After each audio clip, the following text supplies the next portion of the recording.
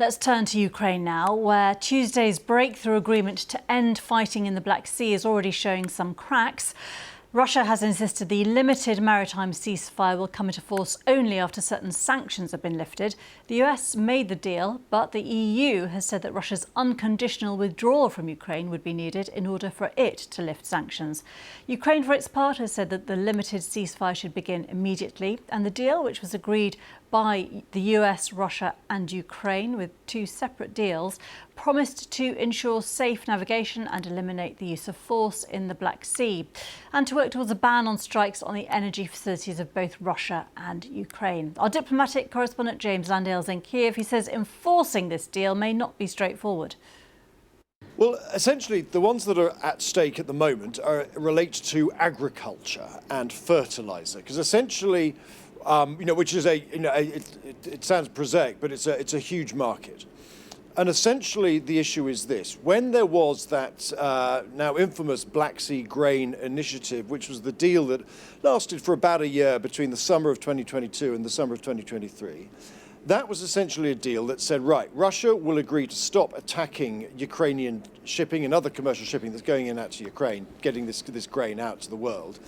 In return, Russia would be able to have a lifting of economic sanctions for its own grain and fertilizer products. Now, what happened is that Russia agreed to that deal.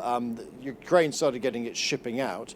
But then Ukraine said, well, we're still having trouble getting our grain out, because although sanctions had been lifted, Russia argued that other sort of secondary sanctions and other restrictions were making it harder. In other words, they were finding it hard to raise the finance to pay for the shipping to get the grain out. They were finding it hard to get the insurance to pay to cover the ships that were taking the grain out. They were finding it hard to make the transactions because they were being excluded from other financial networks. Now, one of those networks is a thing called SWIFT, which is an international financial messaging and transaction system, which Russia is currently excluded from.